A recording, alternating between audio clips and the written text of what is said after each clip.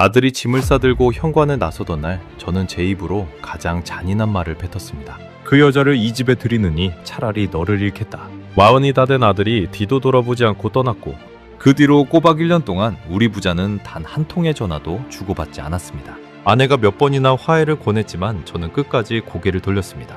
아들이 무엇을 보고 그 사람을 택했는지 알려고도 하지 않았죠. 저는 클라우스베르거, 독일 뮌헨에서 35년간 시상수도 위생을 검사해온 사람입니다. 평생 물을 의심하며 살았죠. 깨끗해 보이는 물 한 잔 속에 무엇이 숨어 있는지 저는 누구보다 잘 알았습니다. 그래서 동양 끝의 작은 나라에서 온 검증되지 않은 며느리를 도무지 받아들일 수 없었습니다. 그런 나라에서 만든 물건이라면 더더욱 믿을 수 없었고요. 그런데 1년 만에 그 며느리가 우리 집에 찾아왔습니다. 아무 말 없이 주방에 정수기 한 대를 설치하고는 차 한 잔 마시지 않고 조용히 돌아갔죠. 저는 그 작은 기계를 며칠 동안 거들떠보지도 않았습니다. 또 한국산이군? 속으로 그렇게 비웃었으니까요. 며칠이 지나도록 그 정수기는 주방 한 구석에서 빛 한 줄기 받지 못한 채 서 있었습니다. 하지만 평생 물을 다뤄온 제 손이 결국 그 기계의 뚜껑을 열고 말았습니다. 그리고 그 안에서 본 것 때문에 저는 식탁 앞에 한참을 멍하니 앉아 있어야 했습니다. 90도가 넘는 뜨거운 물이 스스로 관을 타고 돌며 물이 지나는 길 전체를 일주일에 한 번씩 살균하는 기계. 대장균과 황새포도상구균, 녹농균을 9999분에 9999까지 태워 없애는 기계였습니다. 35년 검사관 인생에서 가정용 기계가 이 정도일 줄은 상상조차 못했습니다. 시청에서 다루던 그 어떤 장비도 이렇게 스스로를 관리하지는 못했으니까요. 평생 물을 검사해온 노인이 왜 그 작은 정수기 한 대 앞에서 무너졌을까요? 그 안에 어떤 마음이 담겨 있었길래 1년간 굳게 닫혀있던 제 마음이 끝내 열렸을까요? 며느리는 비싼 선물을 한 게 아니었습니다. 매일 제가 마신 물 한 잔을 골라준 것이었죠. 지금부터 그 이야기를 들려드리겠습니다. 영상 시작 전 구독과 좋아요로 대한민국의 미래를 응원해주세요. 제 이야기를 제대로 하려면 먼저 제가 어떤 사람이었는지부터 말씀드려야겠습니다. 저는 뮌헨에서 태어나 뮌헨에서 늙은 사람입니다. 23살에 시 수질관리국에 들어가 60이 다 되어 은퇴할 때까지 35년을 한자리에서 일했죠. 그 긴 세월 동안 저는 단 하루도 제 일을 가볍게 여긴 적이 없습니다. 물은 곧 사람의 생명이니까요. 제 직업은 도시의 수돗물을 검사하는 일이었습니다. 가정의 수도꼭지에서 나오는 물 한 방울이 안전한지 매일같이 확인하는 사람이었습니다. 독일 사람들은 수돗물에 자부심이 있습니다. 우리는 그냥 수도꼭지를 틀어 물을 마시거든요. 식당에서 생수를 따로 사 마시는 나라도 많지만 우리는 그럴 필요가 없었습니다. 그만큼 우리 물을 믿었으니까요. 그 물이 세계에서 가장 엄격한 기준을 통과했다는 걸 알기 때문입니다. 저는 그 기준을 지키는 최전선에 서 있었습니다. 매일 아침 검사 가방을 들고 도시 곳곳의 배수지와 가정집을 돌았죠. 시료를 채취하고 실험실에서 균을 배양하고 염소 농도를 측정했습니다. 한 도시의 물을 책임진다는 것, 그건 제 인생 전부였습니다. 한 번은 도시 외곽의 한 배수지에서 미세한 이상을 발견한 적이 있었습니다. 다른 검사관들은 기준치 아니라며 넘어가려 했지만 저는 그 숫자 하나가 마음에 걸려 사흘을 더 매달렸죠. 결국 노후된 배관 한 곳에서 균이 번식하고 있던 걸 찾아냈습니다. 만약 그걸 놓쳤다면 수만 가구가 오염된 물을 마실 뻔했습니다. 그 일 이후로 동료들은 저를 깐깐한 베르거라고 불렀습니다. 저는 그 별명이 싫지 않았습니다. 물 앞에서 깐깐한 건 결코 흠이 아니니까요. 저는 물을 의심하는 법을 배운 사람입니다. 아무리 맑아 보여도 그 안에 무엇이 숨어 있는지는 현미경 아래에서야 비로소 드러나니까요. 제 손은 평생 차가운 시루병을 만졌고 제 눈은 평생 배양 접시 위의 작은 점들을 노려봤습니다. 그래서 저는 어디서든 한눈에 알아봤습니다. 잘 만든 물건과 대충 만든 물건의 차이를요.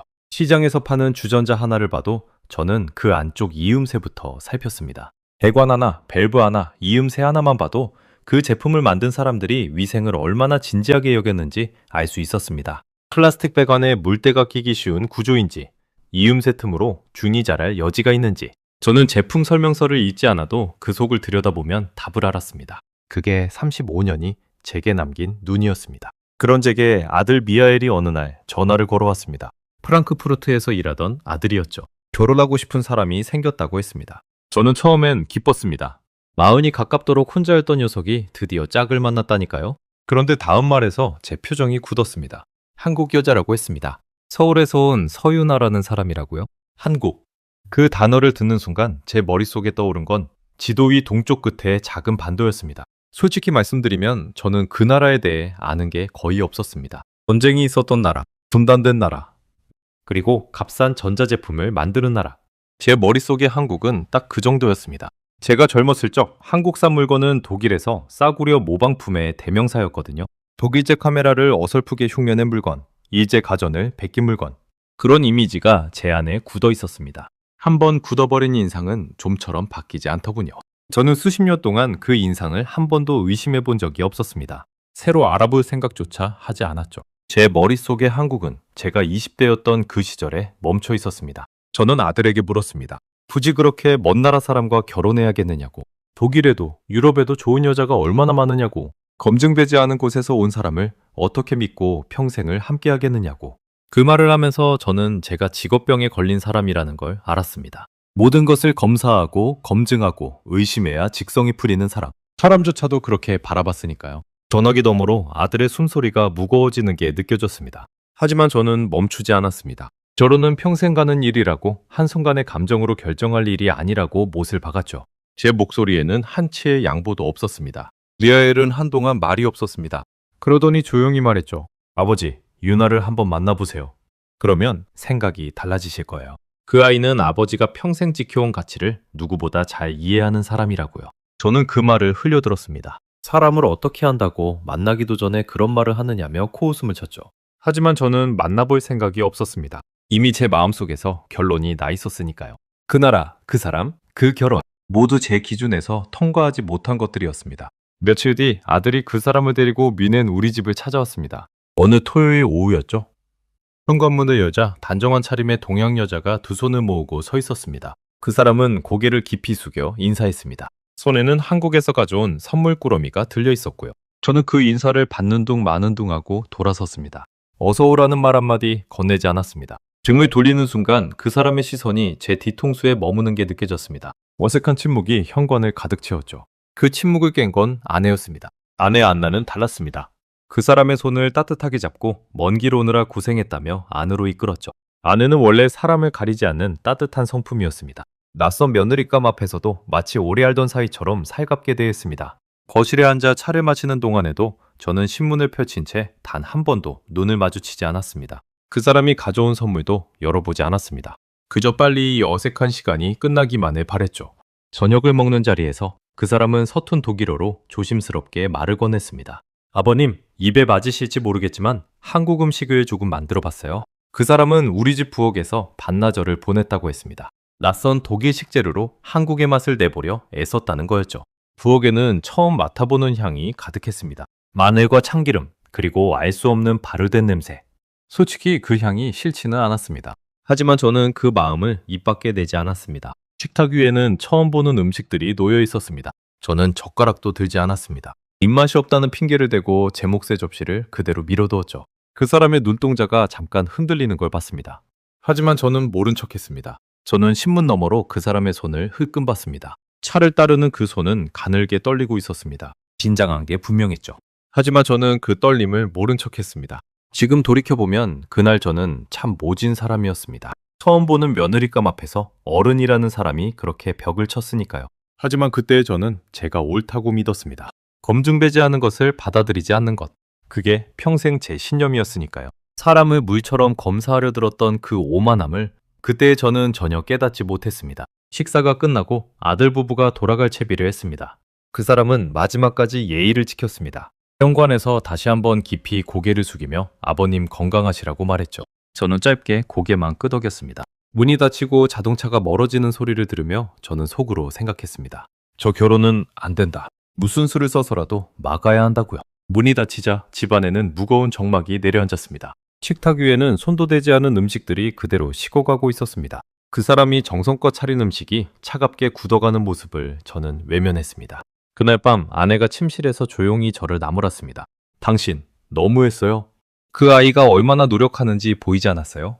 먼 나라에서 시집 오겠다고 낯선 언어로 음식을 만들고 낯선 어른 앞에서 그렇게 애쓰는 게 얼마나 큰 용기인 줄 아느냐고요. 아내의 목소리는 떨리고 있었습니다. 저는 대답하지 않았습니다. 그저 천장을 바라보며 누워 있었죠. 어둠 속에서 제 호흡만 천천히 오르내렸습니다. 제 안에서는 한치의 흔들림도 없었습니다. 저는 제 신념이 옳다고 확신했으니까요. 그 확신이 얼마나 차갑고 단단했는지 저는 그날 밤 깊이 잠들지 못한 채 뒤척이며 곱씹었습니다. 내 판단은 틀리지 않았다고 몇 번이나 스스로에게 되뇌면서요. 하지만 사람의 신념이라는 게 그렇더군요. 너무 단단하면 부러질 때 더 크게 부러진다는 걸 그날의 저는 알지 못했습니다. 앞으로 1년의 시간이 그리고 작은 기계 한 대가 제 35년의 확신을 어떻게 흔들어 놓을지를요. 제 인생에서 가장 길고 외로운 1년이 바로 그 토요일 저녁부터 시작되고 있었습니다. 그 토요일 이후로 우리 부자 사이에는 보이지 않는 벽이 생겼습니다. 결혼식 이야기가 다시 나온 건 그로부터 2달 뒤였습니다. 아들이 전화로 가을에 식을 올리기로 했다고 통보하듯 날려왔죠. 저는 소화기를 든 채 한참을 말이 없었습니다. 그러다 끝내 가장 잔인한 말을 내뱉고 말았습니다. 그 여자를 이 집에 들이느니 차라리 너를 잃겠다. 그 말이 입 밖으로 나오는 순간 제 혀끝이 차갑게 굳는 느낌이었습니다. 아들은 한동안 아무 대답도 하지 않았습니다. 그저 거친 숨소리만 수화기 너머로 전해졌죠. 그러더니 짧게 한마디 했습니다. 알겠습니다, 아버지. 그게 끝이었습니다. 그날 이후 아들은 제게 전화를 걸지 않았습니다. 저도 걸지 않았고요. 그렇게 한 통의 전화가 부자 사이를 가르는 깊은 강이 되었습니다. 저는 그 강을 제 손으로 만들어 놓고도 끝내 건너갈 생각을 하지 않았습니다. 가을이 왔고 아들의 결혼식이 프랑크푸르트에서 열렸다고 했습니다. 저는 가지 않았습니다. 아내 안나만 혼자 기차를 타고 다녀왔죠. 돌아온 아내는 결혼식 사진을 제 앞에 내려놓았습니다. 환하게 웃는 아들 옆에 하얀 드레스를 입은 며느리가 서 있었습니다. 저는 그 사진을 오래 보지 못하고 서랍 속에 넣어버렸습니다. 아버지 자리가 비어있던 그 결혼식을 저는 차마 똑바로 마주할 수 없었습니다. 아내는 그날 밤 제게 말했습니다. 유나가 아버님 자리를 비워두지 말자고 끝까지 당신을 기다렸다고요. 저는 그 말에 아무런 대꾸도 하지 못했습니다. 그렇게 1년이 흘렀습니다. 그 1년은 제 인생에서 가장 조용한 시간이었습니다. 은퇴한 노인의 집에는 원래도 손님이 드물지만 아들과의 연락마저 끊기자 집안은 정막 그 자체였습니다. 아내는 가끔 아들 부부와 통화를 했습니다. 하지만 제 앞에서는 그 이야기를 꺼내지 않았죠. 제가 듣기 싫어한다는 걸 알았으니까요. 저는 매일 같은 시간에 일어나 같은 산책로를 걷고 같은 의자에 앉아 신문을 읽었습니다. 겉으로는 평온해 보였을 겁니다. 하지만 제 안에서는 무언가가 조금씩 무너지고 있었습니다. 식탁에 마주 앉을 사람이 줄었고 명절은 더 쓸쓸해졌습니다. 1년 전만 해도 저는 이 정막이 제 신념을 지킨 대가라고 여겼습니다. 하지만 시간이 갈수록 그 대가가 너무 크다는 생각이 자꾸만 고개를 들었습니다. 그 무너짐의 정체를 저는 한동안 인정하지 못했습니다. 외로움이었습니다.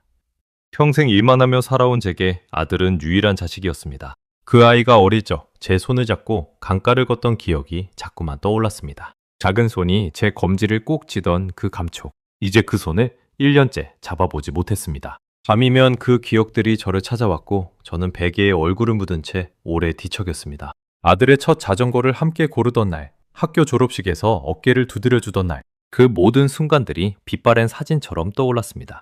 하지만 아침이 오면 다시 제 신념의 갑옷을 입었습니다. 내가 틀린 게 아니다. 그 결혼이 잘못된 거다. 그렇게 스스로를 다독였죠. 그러던 어느 날 아내가 조심스럽게 말을 꺼냈습니다. 당신, 유나가 다음 주에 뮌헨에 온대요? 저는 신문에서 눈을 떼지 않은 채 물었습니다. 무슨 일로? 아내가 말했습니다. 별일은 아니고 시아버지 집에 잠깐 들르고 싶다고 했대요. 인사만 드리고 갈 거라고. 저는 콧방귀를 뀌었습니다. 이제 와서 무슨 인사냐고. 그리고 덧붙였죠. 나는 그날 외출할 테니 알아서들 하라고요. 아내는 한숨을 쉬며 저를 바라봤습니다. 당신 정말 끝까지 이럴 거냐고 묻는 듯한 눈빛이었죠. 저는 그 눈빛을 외면하고 신문 속으로 도망쳤습니다. 며느리가 오기로 한 날 저는 정말 집을 나섰습니다. 아침 일찍 산책 가방을 챙겨 평소보다 먼 공원까지 걸어갔죠. 일부러 그 사람과 마주치지 않으려고요. 가을 햇살이 따가운 오후였습니다. 공원 벤치에 앉아 시간을 보내면서도 저는 묘하게 마음이 편치 않았습니다. 왜 그렇게까지 피해야 하나? 스스로도 답을 알 수 없었습니다. 어쩌면 그 사람을 마주하면 제 단단한 신념에 금이 갈까봐 두려웠던 건지도 모릅니다. 공원의 낙엽들이 발밑에서 바스락거렸습니다. 저는 그 소리를 들으며 1년 전 그 토요일을 자꾸만 떠올렸습니다. 그날 식탁에서 흔들리던 며느리의 눈동자가 이상하게도 머릿속에서 지워지지 않았습니다. 해가 기울 무렵 저는 집으로 돌아왔습니다. 현관문을 열자 집안은 조용했습니다. 며느리는 이미 떠난 뒤였죠. 아내가 거실에서 저를 맞으며 말했습니다. 유나, 방금 갔어요? 당신 기다리다가 비행기 시간 때문에 어쩔 수 없이 갔어요. 저는 별 대꾸 없이 외투를 벗었습니다. 마음 한구석이 묘하게 허전했습니다. 1년 만에 찾아온 며느리를 또 한 번 피한 셈이었으니까요. 그런데 부엌 쪽으로 눈길이 갔을 때 저는 걸음을 멈췄습니다. 부엌 한쪽 싱크대 옆에 처음 보는 기계 한 대가 놓여 있었습니다. 깔끔한 흰색의 단정한 디자인. 정수기였습니다. 저는 아내에게 물었습니다. 저게 뭐요? 아내가 대답했습니다. 유나가 가져왔어요. 한국에서 직접 골라서 설치 기사까지 불러서 달아놓고 갔어요. 아버님 드시는 물이 깨끗했으면 좋겠다고요? 아내의 말에 따르면 며느리는 그 정수기를 설치하는 2시간 내내 저를 기다렸다고 했습니다. 혹시라도 제가 돌아오면 직접 인사를 드리려고요. 하지만 저는 끝내 나타나지 않았고 며느리는 짧은 편지 한 장만 남기고 떠났다고 했습니다. 저는 그 말을 듣고 한쪽 입꼬리를 비틀었습니다. 한국산 정수기라. 또 그 싸구려 물건이군. 속으로 그렇게 비웃었습니다. 평생 독일제 장비만 신뢰해온 제게 한국산 정수기란 그저 흉내낸 물건에 불과했으니까요. 텔레비전이나 휴대폰이라면 모를까 물을 다루는 기계까지 한국이 제대로 만들 리 없다고 단정했습니다. 저는 그 정수기 앞으로 다가갔습니다. 가까이서 보니 생각보다 정교한 마감이 눈에 들어왔습니다. 이음새 하나하나가 빈틈없이 맞물려 있었죠. 하지만 저는 그 인상을 애써 무시했습니다. 측면에는 작은 글씨로 상표가 적혀 있었습니다. LG, 한국의 전자회사 이름이었습니다. 저는 그 이름을 보며 코웃음을 쳤습니다. 텔레비전이나 만들던 회사가 정수기까지 만드는군. 물에 대해서 뭘 안다고. 평생 물을 다뤄온 제 자존심이 그 작은 기계를 향해 날을 세웠습니다. 저는 손가락으로 기계 표면을 툭 건드려 보고는 이내 등을 돌렸습니다. 아내가 제 뒤에서 말했습니다. 유나가 그러더라고요. 아버님이 평생 물을 검사하셨다는 걸 미하엘한테 들었다고. 그래서 더 신경 써서 골랐대요. 가장 위생적인 걸로요. 저는 그 말에 잠깐 멈칫했습니다. 하지만 곧 고개를 저었죠. 그래봤자 한국산 아니냐? 위생이 뭔지나 알겠느냐? 제 입에서는 여전히 차가운 말만 흘러나왔습니다. 아내는 그 편지를 제게 건넸습니다. 하지만 저는 받지 않았습니다. 읽으면 마음이 흔들릴까봐 일부러 거실 탁자 위에 그대로 두었죠. 그날 저녁 저는 그 정수기를 외면한 채 식사를 했습니다. 물은 평소처럼 페트병 생수를 따라 마셨죠. 저 기계의 물은 절대 마시지 않겠다. 그렇게 다짐하면서요. 며느리가 두고 간 정성을 저는 또 한 번 차갑게 밀어냈습니다. 마치 1년 전 그 식탁에서 음식을 밀어냈던 것처럼요. 밤이 깊어 아내가 잠든 뒤 저는 홀로 거실에 앉아 있었습니다. 어둠 속에서 부엌 한쪽에 놓인 그 흰색 기계가 희미하게 보였습니다. 이상하게도 자꾸만 그쪽으로 눈이 갔습니다. 한국에서 비행기를 타고 먼 길을 날아온 물건.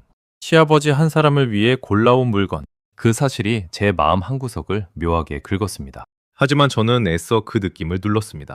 흔들리면 안 된다. 내 판단이 옳다. 그렇게 되뇌면서요. 거실 탁자 위에 놓인 며느리의 편지가 어둠 속에서 하얗게 빛나고 있었습니다. 저는 그 편지를 끝내 읽지 못한 채 무거운 마음으로 잠자리에 들었습니다. 그런데 그날 밤 잠자리에 누운 제 머릿속을 떠나지 않는 한 가지가 있었습니다. 며느리가 골랐다는 그 정수기. 가장 위생적인 걸로 골랐다는 그 말. 평생 위생을 다뤄온 사람으로서 솔직히 궁금했습니다. 한국의 가전회사가 만든 정수기가 위생을 어떻게 다루는지. 그 호기심은 아주 작은 불씨였습니다. 하지만 그 작은 불씨가 1년간 굳어있던 제 마음을 조금씩 녹이기 시작했다는 걸 저는 그때까지 알지 못했습니다. 다음 날 아침, 저는 평소보다 일찍 눈을 떴습니다. 아내는 아직 자고 있었죠. 저는 조용히 부엌으로 내려갔습니다. 그리고 그 흰색 정수기 앞에 섰습니다. 한참을 망설이다가 결국 제 손이 움직였습니다. 평생 물을 검사해온 그 손이 천천히 기계 쪽으로 뻗어나갔습니다. 검사관의 본능이었을까요? 아니면 외로운 노인의 호기심이었을까요? 저는 그 작은 기계의 비밀을 제 눈으로 직접 확인해 보기로 했습니다. 며느리가 다녀간 다음 날 아침이었습니다. 부엌 창으로 들어오는 햇살은 유난히 맑았습니다. 저는 정수기 앞에 쪼그려 앉아 평생 검사 가방을 열던 그 손놀림으로 기계를 살피기 시작했습니다. 먼저 외관부터였습니다. 표면을 손끝으로 천천히 훑었죠. 이음새 하나, 틈새 하나가 빈틈없이 맞물려 있었습니다. 물이 새거나 고일 만한 사각지대가 보이지 않았습니다. 정수기에서 가장 위험한 곳이 바로 그런 사각지대입니다. 물이 고이면 균이 자라고 균이 자라면 그 물을 마시는 사람이 병에 걸립니다. 제가 검사하던 시절 문제의 8알은 그런 고임에서 시작됐습니다. 그런데 이 기계는 그런 틈을 처음부터 만들지 않았더군요. 검사반의 눈으로 봐도 흠잡을 데가 없는 마감이었죠. 저는 평생 수천 개의 기기를 만져봤습니다. 잘 만든 물건은 손끝에서 먼저 느껴집니다. 모서리의 처리, 부품과 부품이 맞닿는 면의 정밀함. 그런 디테일은 절대 흉내낼 수 없는 것이거든요. 이 기계는 그 디테일에서 합격점을 받았습니다. 저는 잠시 손을 멈추고 제가 지금 무엇을 인정하고 있는지 깨달았습니다. 한국산 물건을, 제가 평생 무시해온 그 나라의 물건을 검사관인 제 손이 합격이라 말하고 있었던 겁니다. 저는 속으로 중얼거렸습니다. 겉만 그럴듯하게 만든 거겠지? 진짜는 안을 봐야 한다. 정수기에서 가장 중요한 건 겉이 아니라 물이 지나가는 안쪽 길이니까요. 저는 본체 아래쪽 덮개를 조심스럽게 열어봤습니다. 그리고 그 안을 들여다본 순간 저도 모르게 안경을 굳혔었습니다. 제가 본 것이 정말 맞는지 두 눈을 의심했거든요. 35년 검사관 인생에서 가정용 기기의 내부를 보고 놀란 적은 손에 꼽을 정도였습니다. 그런데 그날 아침이 바로 그런 순간이었습니다. 물이 지나가는 관, 그러니까 직수관이 스테인리스로 되어 있었습니다. 저는 잠시 그 자리에 굳어버렸습니다. 제가 평생 검사해온 수많은 가정용 기기들, 그것들의 내부 배관은 대부분 플라스틱이었습니다. 값싸고 가공하기 쉬운 폴리프로필렌 소재 말입니다. 문제는 그 플라스틱 관이었습니다. 시간이 지나면 안쪽에 미세한 흠집이 생기고 그 틈으로 물때가 끼고 그 물때 속에서 세균이 번식하거든요. 제가 35년간 수없이 봐온 오염의 시작점이 바로 그 플라스틱 배관이었습니다. 겉으로는 멀쩡해 보이는 정수기도 안쪽 배관을 잘라 검사하면 끔찍한 경우가 많았습니다. 눈에 보이지 않는 그 작은 막 속에서 균이 조용히 자라고 있었던 거죠. 사람들은 깨끗한 물을 마신다고 믿었지만 실제로는 오염된 길을 지나온 물을 마시고 있던 셈입니다. 그런데 이 한국산 정수기는 그 배관을 통째로 스테인리스로 만들어 놓은 겁니다. 스테인리스는 부식에 강하고 표면이 매끈해서 물때가 잘 끼지 않습니다. 균이 달라붙어 막을 형성하기도 어렵죠.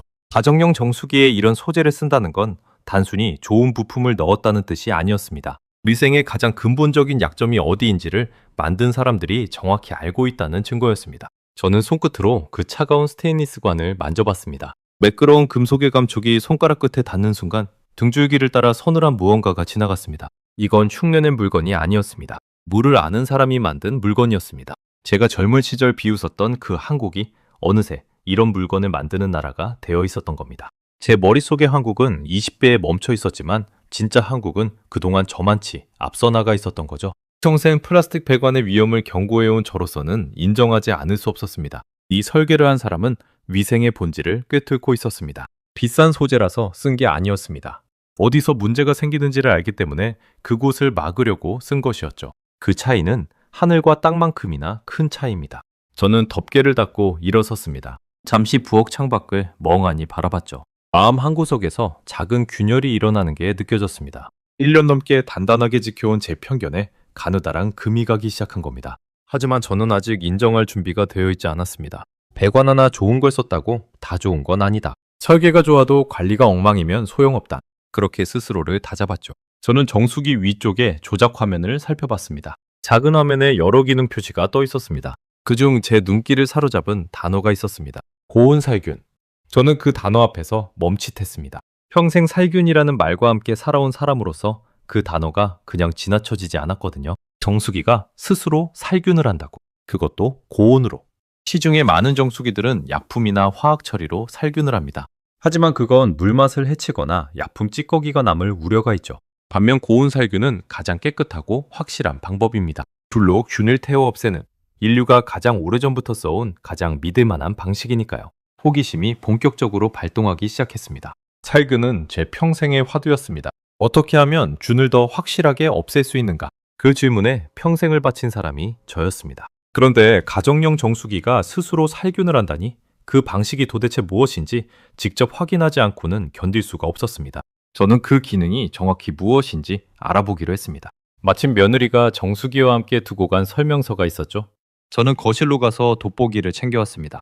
그리고 식탁에 앉아 그 설명서를 한 장 한 장 정독하기 시작했습니다. 평생 기술 보고서를 읽어온 제게 그건 익숙한 작업이었습니다. 그런데 읽어내려갈수록 제 손에 든 돋보기가 점점 무거워지는 느낌이었습니다. 설명서에 적힌 내용은 이랬습니다. 이 정수기는 일주일에 한 번씩 90도가 넘는 뜨거운 물을 스스로 만들어 직수관 전체를 순환시킨다고요. 물이 지나가는 길 자체를 정수기가 알아서 삶아내는 셈이었습니다. 저는 그 대목에서 돋보기를 내려놓고 한참을 생각에 잠겼습니다. 90도. 그건 대부분의 세균이 살아남지 못하는 온도입니다. 제가 실험실에서 기구를 소독할 때 쓰던 방식과 본질적으로 같았습니다. 그런데 그 일을 이 작은 가정용 기계가 매주 스스로 한다는 겁니다. 약품도 사람의 손도 필요 없이요. 그냥 정해진 시간이 되면 기계가 알아서 뜨거운 물을 만들어 자기 몸속을 씻어냅니다. 저는 그 자동화의 수준에 솔직히 놀랐습니다. 사람의 게으름이나 깜빡함이 끼어들 여지가 없는 설계였으니까요. 저는 머릿속으로 제가 일하던 시청의 정수시설을 떠올렸습니다. 그곳에서 배관을 살균하려면 전문 인력이 약품을 투입하고 정해진 절차에 따라 며칠에 걸쳐 작업을 했습니다. 사람이 직접 관리해야만 가능한 일이었죠. 그런데 이 정수기는 사람이 신경 쓰지 않아도 매주 정해진 시간에 알아서 그 일을 해냅니다. 검사관이 평생 붙어 있어야 가능했던 위생 관리를 이 기계는 혼자서 해내고 있었던 겁니다.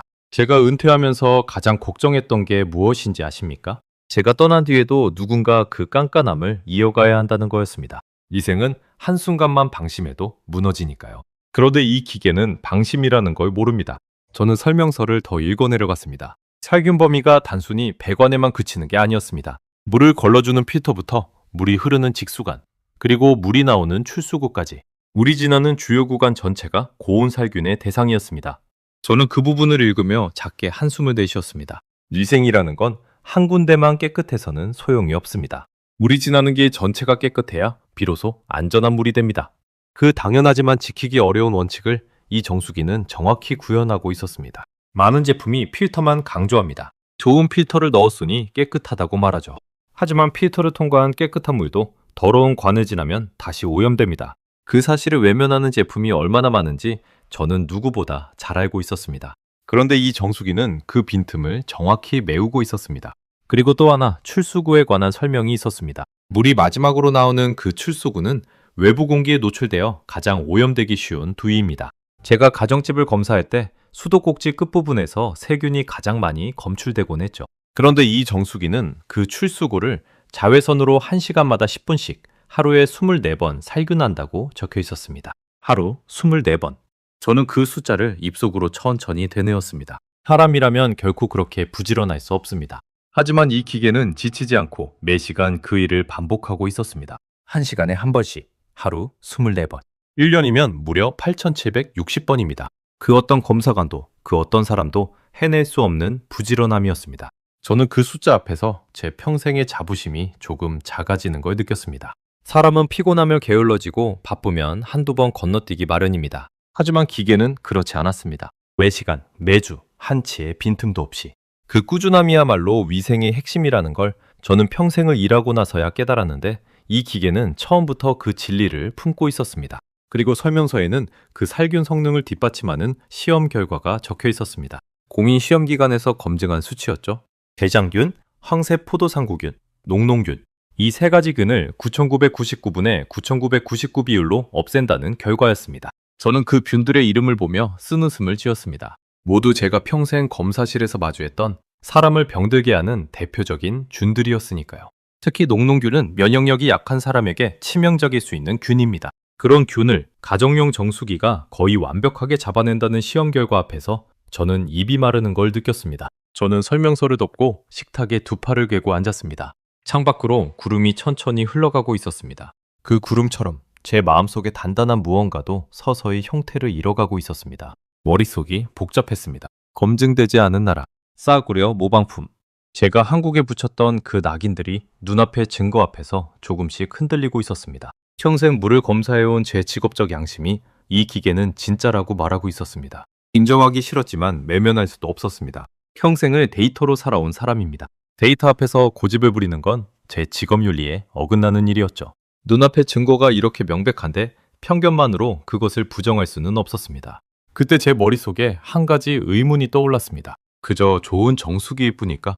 아니면 며느리가 정말로 이 모든 걸 알고 골랐던 걸까? 평생 물을 다룬 시아버지를 위해 가장 위생적인 정수기를 일부러 찾아냈던 걸까? 그 의문은 제 가슴 한복판을 묵직하게 눌렀습니다. 만약 후자라면 저는 정말 큰 잘못을 저지른 셈이었습니다. 1년 동안 며느리를 밀어내는 동안 그 사람은 시아버지가 마실 물을 걱정하고 있었다는 뜻이니까요. 저는 그 답을 알기 위해 이 기계를 더 깊이 들여다보기로 마음먹었습니다. 그날 오후 저는 그 정수기의 살균 기능을 제 손으로 직접 작동시켜 보기로 했습니다. 평생 살균을 다뤄온 검사관의 눈으로 말입니다. 그날 오후 2시 저는 정수기 앞에 다시 섰습니다. 이번에는 검사관이 아니라 그 기계를 시험하는 사람으로서요. 저는 조작 화면에서 직수관 살균 버튼을 찾아 길게 눌렀습니다. 잠시 후 기계 안에서 낮은 작동음이 울리기 시작했습니다. 물이 데워지는 소리, 그리고 그 뜨거운 물이 관을 타고 도는 미세한 흐름이 느껴졌습니다. 저는 본체에 손을 가만히 대봤습니다. 표면이 서서히 따뜻해지더군요. 차갑던 금속이 점점 온기를 머금는 그 감촉이 묘하게 사람의 체온처럼 느껴졌습니다. 안에서 90도가 넘는 물이 직수관 구석구석을 휘돌며 균을 데워 없애고 있었습니다. 그 따뜻함이 손바닥을 통해 전해질 때 저는 묘한 감정에 휩싸였습니다. 이 작은 기계가 지금 제가 평생 시청에서 하던 일을 자기 몸 안에서 똑같이 해내고 있다는 사실. 그 사실이 새삼 경이롭게 다가왔습니다. 저는 그동안 사람만이 위생을 지킬 수 있다고 믿었습니다. 깐깐한 검사관의 눈과 손이 있어야만 안전한 물이 가능하다고요. 그런데 이 작은 기계는 그 믿음을 조용히 뒤집고 있었습니다. 사람의 손이 닿지 않는 그 깊은 관 속에서 뜨거운 물이 묵묵히 자기 일을 하고 있었습니다. 저는 그 자리에 선 채로 작동이 끝날 때까지 10분을 꼬박 기다렸습니다. 다리가 저려왔지만 한 발짝도 움직이지 않았습니다. 마치 중요한 의식을 지켜보는 사람처럼요.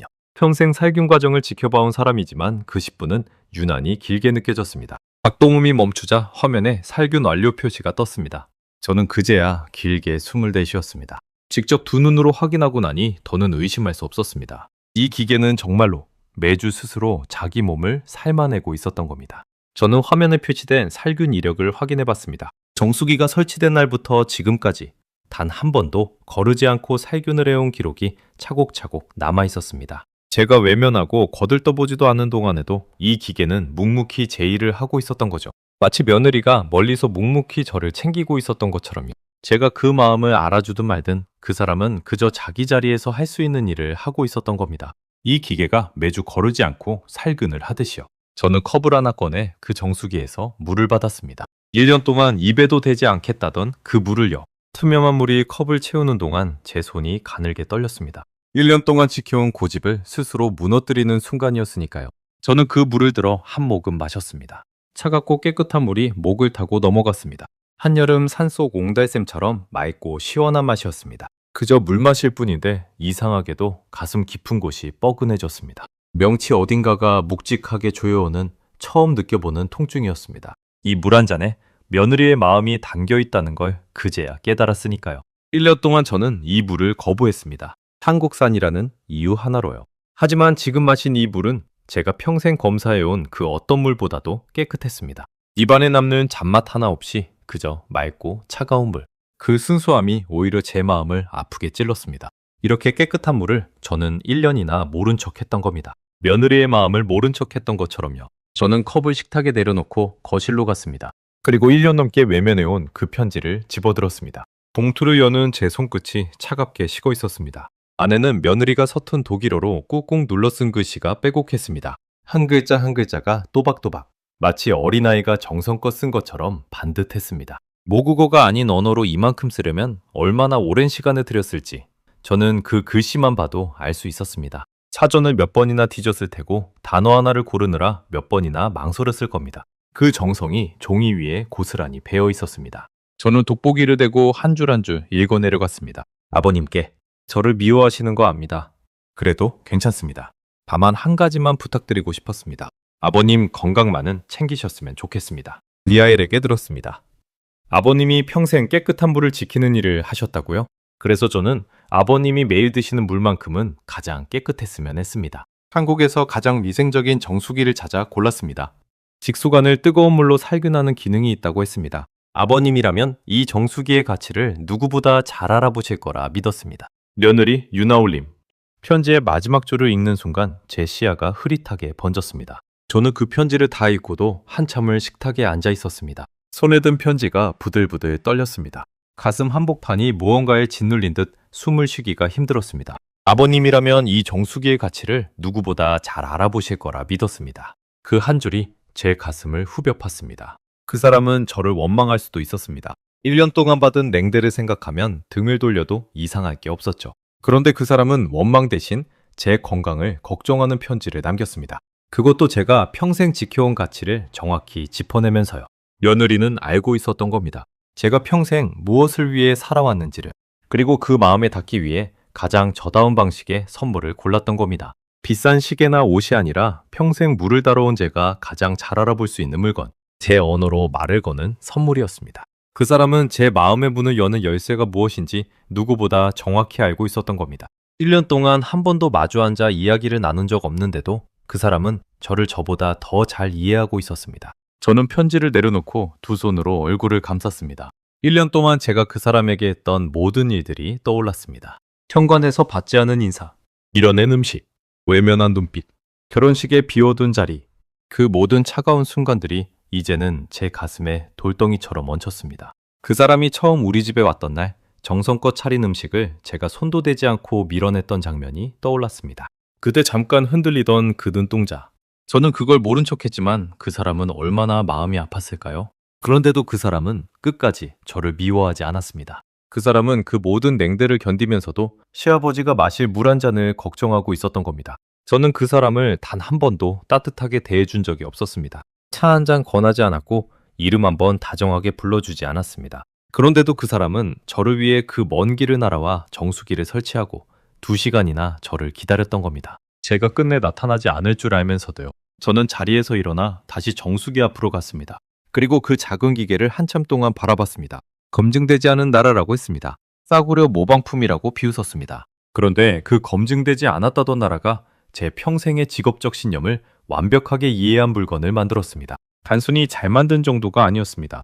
위생을 평생 따라온 전문가가 봐도 무릎을 칠 만큼 정확하게 핵심을 짚은 물건이었습니다. 어디가 약점인지, 어디서 준이 자라는지, 그것을 어떻게 막아야 하는지, 그 모든 답이 이 작은 기계 안에 담겨 있었습니다. 저는 평생 그 답을 찾기 위해 현장을 누볐는데 한국의 어느 회사는 그 답을 가정집 부엌에 들여놓을 만큼 작고 똑똑하게 만들어냈습니다. 제가 멈춰서 있던 그 수십 년 동안 세상은 이만큼 멀리 와 있었던 겁니다.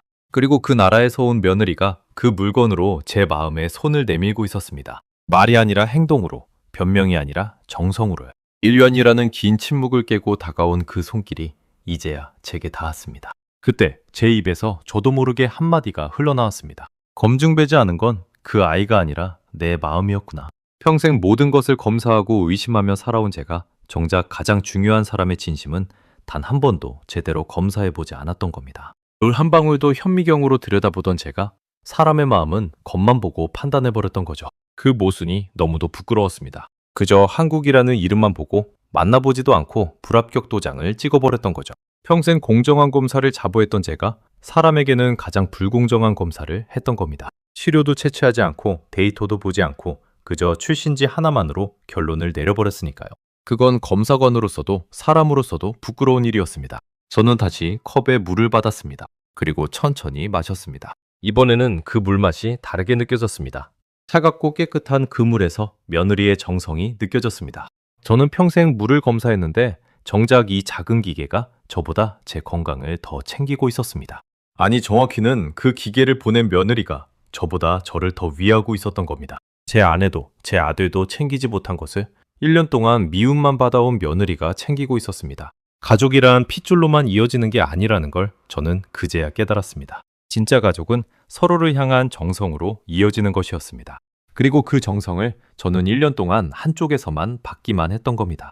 그 사실이 제 가슴을 무겁게 짓눌렀습니다. 눈가가 뜨거워졌습니다. 좀처럼 눈물을 흘리지 않는 사람이었습니다. 평생 차가운 데이터와 숫자 속에서 살아온 메마른 노인이었으니까요. 아내가 아무리 속상해해도 저는 눈물 한 방울 보이지 않던 사람입니다. 감정을 드러내는 건 약한 거라고 믿으며 살았죠. 그런데 그 순간만큼은 눈시울이 젖어드는 걸 막을 수 없었습니다. 뜨거운 것이 눈가를 타고 천천히 흘러내렸습니다. 이른을 바라보는 나이에 정수기 한 대 앞에서 눈물을 흘리게 될 줄은 정말 몰랐습니다. 저는 컵을 든 채 부엌 한복판에 우두커니 서서 한참을 그렇게 있었습니다. 손에 든 컵 속에서 물이 미세하게 출렁였습니다. 제 손이 아직도 떨리고 있다는 증거였죠.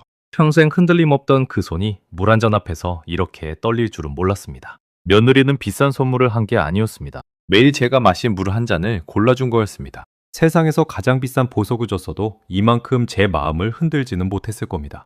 왜냐하면 그 사람은 제가 평생 무엇을 소중히 여겼는지를 알고 있었으니까요. 그리고 그 소중한 것을 통해 저에게 다가오려 했으니까요. 그건 돈으로 살 수 없는 마음이었습니다. 저는 평생값으로 매길 수 있는 것들만 다뤄왔습니다. 검사 비용, 장비 가격, 약품 단가. 하지만 이 물 한 잔에 담긴 마음은 어떤 숫자로도 환산할 수 없는 것이었습니다. 그리고 그 환산할 수 없는 마음을 저는 1년 동안 짓밟아온 거였습니다. 제 고집이라는 저울 위에 그 사람의 진심을 한 번도 제대로 올려놓지 않았던 거죠. 얼마나 그렇게 서 있었을까요? 부엌 시계가 3시를 알리는 소리에 저는 겨우 정신을 차렸습니다. 저는 그 편지를 다시 한번 펼쳐 마지막 줄을 읽었습니다. 며느리 윤아올림. 며느리. 저는 그 단어를 입속으로 천천히 발음해봤습니다. 1년 동안 단 한 번도 제 입으로 불러보지 않았던 그 단어를요. 유나. 그 아이의 이름을 처음으로 마음에 새겼습니다. 그 이름을 부르는 것만으로도 가슴 한쪽이 따뜻해지는 걸 느꼈습니다. 서윤아. 그 이름이 더는 낯선 외국 이름이 아니었습니다. 제 며느리의 이름이었습니다. 1년이 넘도록 그 단순한 사실 하나를 받아들이지 못했던 제가 이제야 겨우 그 이름을 가슴에 품게 된 겁니다.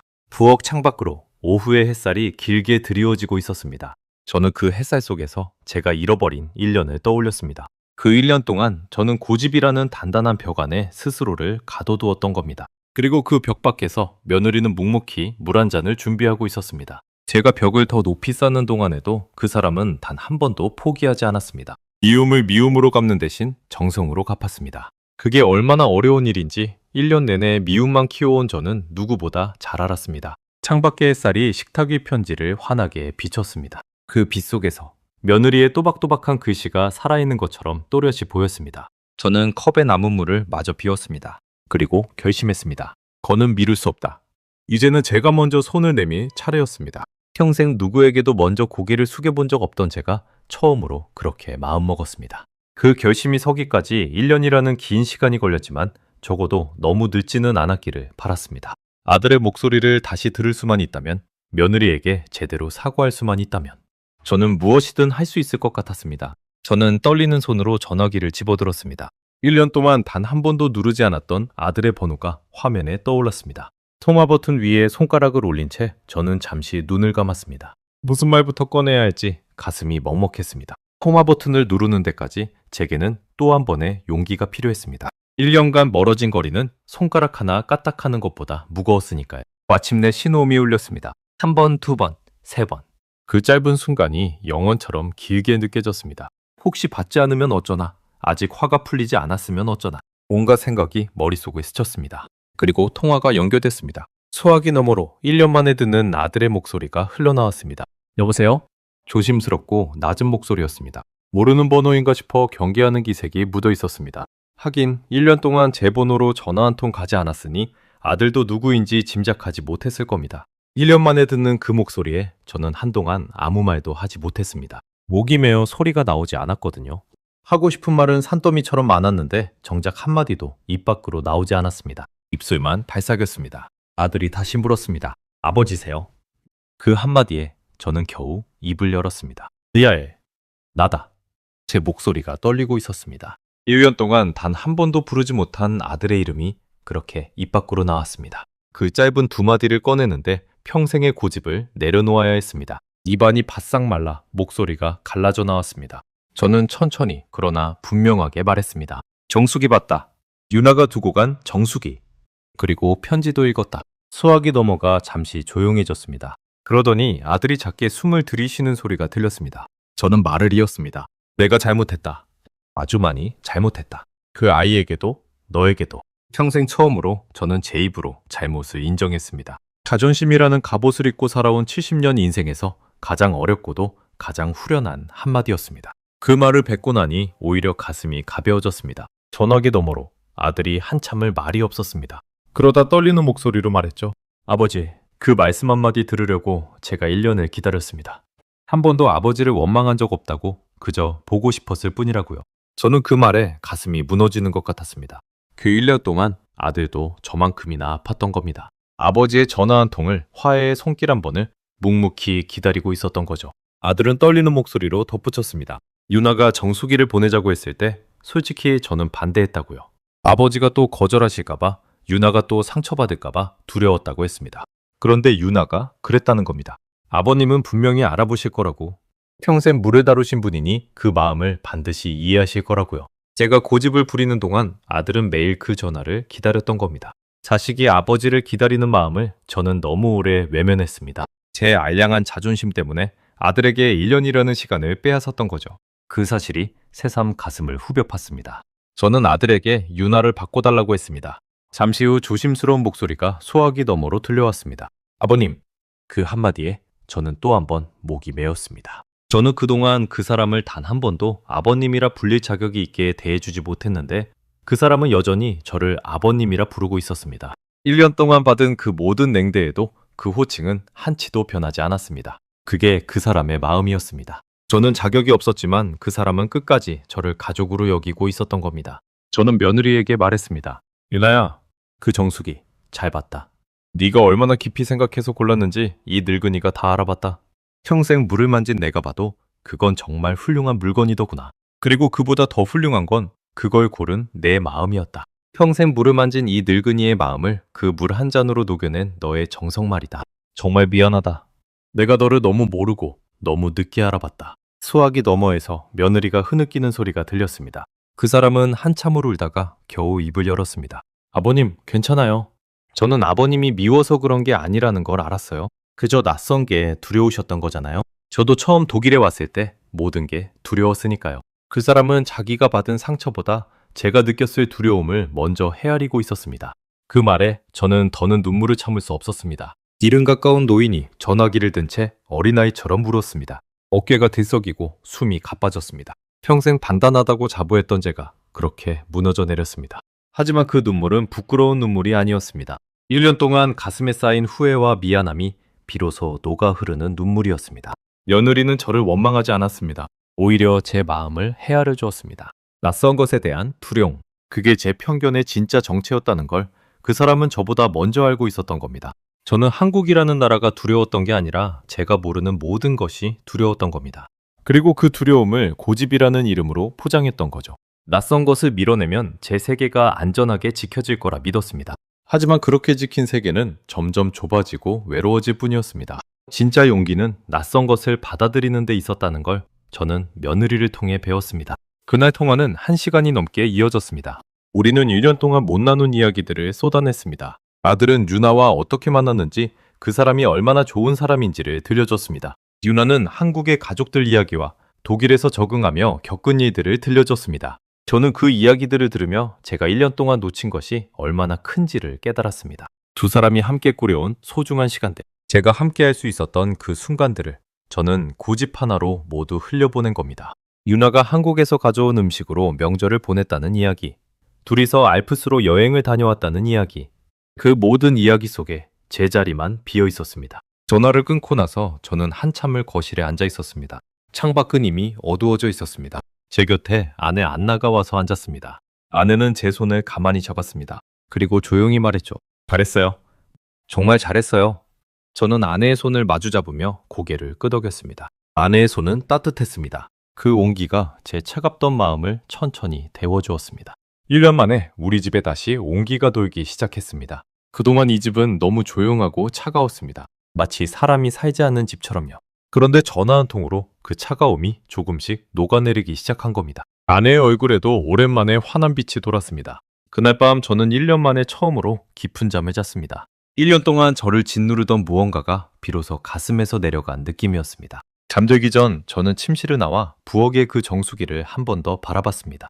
1년 동안 미워했던 그 기계가 이제는 가장 고마운 물건이 되어 있었습니다. 어둠 속에서도 그 작은 기계는 묵묵히 제자리를 지키고 있었습니다. 그리고 어느 시간이 되자 미세한 작동음과 함께 스스로 살균을 시작했습니다. 제가 잠든 사이에도 그 기계는 제 건강을 지키고 있었던 겁니다. 마치 며느리의 마음이 멀리서도 저를 지켜주듯이요. 그 작은 기계가 1년 내내 그 자리에서 저를 기다려준 며느리의 분신처럼 느껴졌습니다. 말이 통하지 않는 노인의 마음에 며느리는 정수기라는 통역사를 보낸 셈이었습니다. 그 통역사는 제가 가장 잘 알아듣는 언어, 바로 위생과 정성이라는 언어로 말을 걸었던 거죠. 제가 외면하는 동안에도 단 한 번 멈추지 않았던 그 살균처럼 며느리의 마음도 1년 내내 멈추지 않았던 거죠. 다음 날부터 저는 매일 아침 그 정수기 물로 하루를 시작했습니다. 깨끗한 물 한 잔을 마실 때마다 저는 며느리를 떠올렸습니다. 그리고 그 물맛이 날이 갈수록 더 깊고 따뜻하게 느껴졌습니다. 물은 그대로인데 그 물을 마시는 제 마음이 달라졌으니까요. 매일 아침 컵에 물이 차오르는 그 소리가 이제는 정겹게 들렸습니다. 같은 물이라도 미움으로 마실 때와 감사로 마실 때의 맛은 이렇게나 다른 것이었습니다. 1년 전 페트병 생수를 고집스럽게 따라 마시던 제 모습이 떠올랐습니다.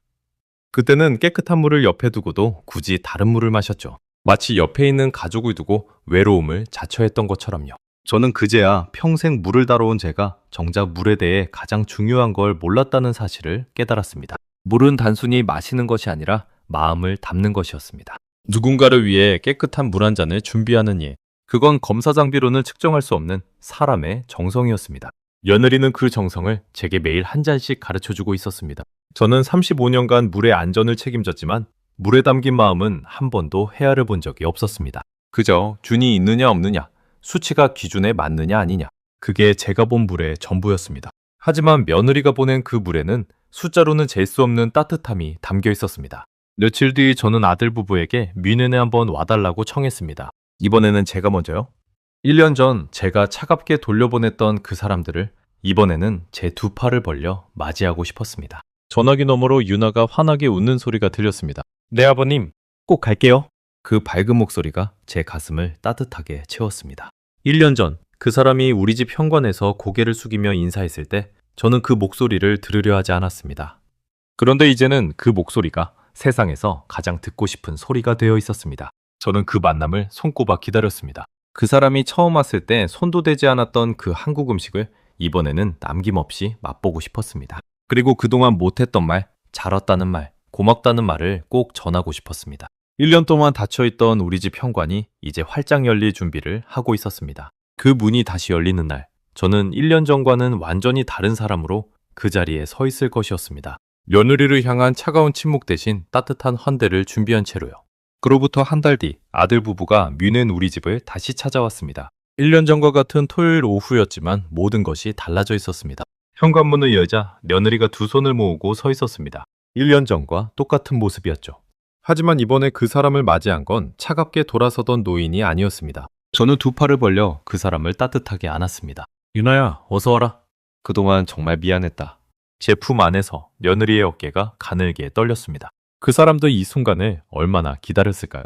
1년 전 차갑게 닫혔던 그 현관에서 이제는 따뜻한 포옹이 오가고 있었습니다. 곁에선 아들도 눈시울을 붉히며 우리 둘을 바라보고 있었습니다. 그날 우리 집 식탁에는 며느리가 만든 한국 음식이 다시 올랐습니다. 1년 전 제가 손도 대지 않았던 바로 그 음식들이었죠. 이번에는 달랐습니다. 저는 젓가락을 들고 그 음식을 하나하나 맛봤습니다. 낯설지만 깊은 맛이었습니다. 매콤하고 따뜻한 정성이 담긴 맛, 입안에 퍼지는 그 맛에 저는 왜 1년 전 이 음식을 밀어냈을까 후회가 밀려왔습니다. 저는 며느리에게 말했습니다. 유나야, 정말 맛있구나. 그 한마디에 며느리의 눈가가 붉어졌습니다. 1년 전 제가 끝내 하지 못했던 그 말이었으니까요. 음식 하나에 담긴 정성을 알아봐주는 것, 그게 얼마나 큰 위로인지를 저는 너무 늦게 깨달았습니다. 며느리는 손등으로 눈가를 훔치며 환하게 웃었습니다. 식사 내내 우리 집에는 웃음소리가 끊이지 않았습니다. 1년 동안 그렇게 조용하던 집이 사람의 온기로 가득 찼습니다. 아내 안나는 연신 며느리의 손을 잡으며 좋아했고 아들은 오랜만에 환하게 웃었습니다. 그 웃음을 보는 것만으로도 1년의 어둠이 한순간에 환해지는 듯 했습니다. 저는 그 풍경을 바라보며 가슴이 벅차오르는 걸 느꼈습니다. 이게 바로 가족이었습니다. 제가 1년 동안 스스로 밀어냈던 그 소중한 가족 말입니다. 핏줄이 다르고 나라가 다르고 언어가 달라도 상관없었습니다. 서로를 아끼는 마음만 있다면 그게 바로 가족이었던 겁니다. 저는 그 단순한 진리를 이른이 다 되어서야 비로소 가슴으로 받아들였습니다. 식사를 마치고 며느리는 부엌으로 가서 그 정수기로 물을 받았습니다. 그리고 따뜻한 차를 우려 제 앞에 내려놓았습니다. 아버님, 이 정수기 물로 끓인 차예요. 저는 그 찻잔을 두 손으로 감쌌습니다. 따뜻한 온기가 손바닥을 통해 전해졌습니다. 한 모금 마시니 깨끗한 물에서 우러난 맑은 차 맛이 입안 가득 퍼졌습니다. 저는 그 차를 천천히 음미했습니다. 1년 전이었다면 결코 맛보지 못했을 차였습니다. 며느리가 직접 골라준 정수기의 깨끗한 물로 며느리가 정성껏 우려낸 차. 그 한 잔에는 1년의 미안함과 1년의 기다림이 함께 담겨 있었습니다. 그날 이후 우리 가족은 자주 보였습니다. 아들 부부는 한 달에 한 번씩 뮌헨에 왔고 저와 아내도 가끔 프랑크푸르트로 갔습니다.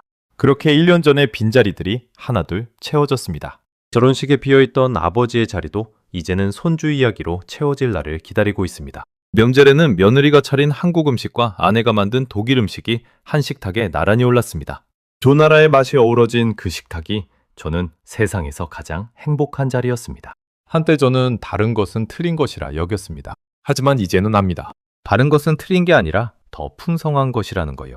독일의 맛과 한국의 맛이 한 식탁에서 어우러지듯 우리 가족도 그렇게 어우러졌습니다. 저는 요즘도 매일 아침 그 정수기 물 한 잔으로 하루를 시작합니다. 그리고 그 물을 마실 때마다 며느리를 떠올립니다. 평생 물을 검사하며 살아온 제게 그 작은 정수기는 단순한 가전제품이 아니었습니다. 그건 한 가족을 다시 이어준 다리였고 굳게 닫혀있던 노인의 마음을 연 열쇠였습니다. 매일 마시는 물 한 잔 속에 1년의 화해가 담겨있는 셈이죠. 저는 그 물을 마실 때마다 며느리가 보여준 그 묵묵한 정성을 떠올립니다. 미움받으면서도 포기하지 않았던 그 단단한 마음을요. 저는 그 일을 겪으며 한 가지 큰 깨달음을 얻었습니다.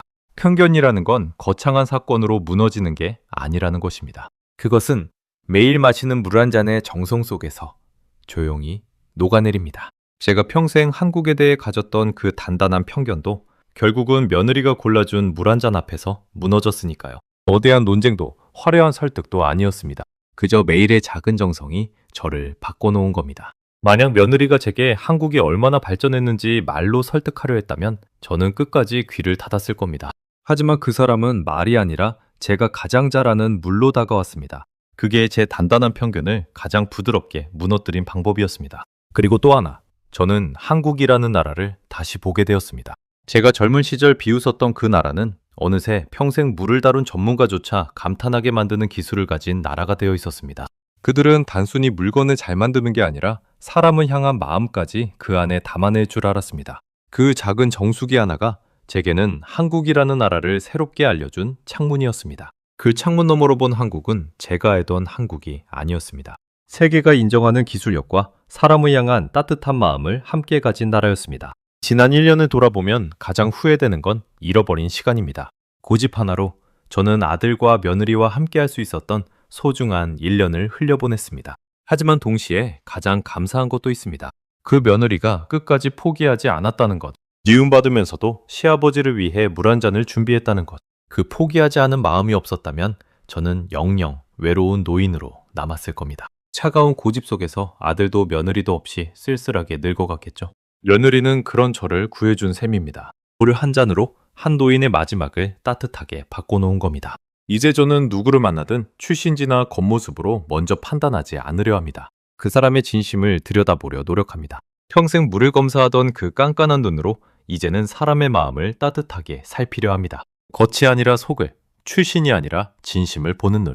그게 진짜 검사관의 눈이라는 걸 이제는 압니다.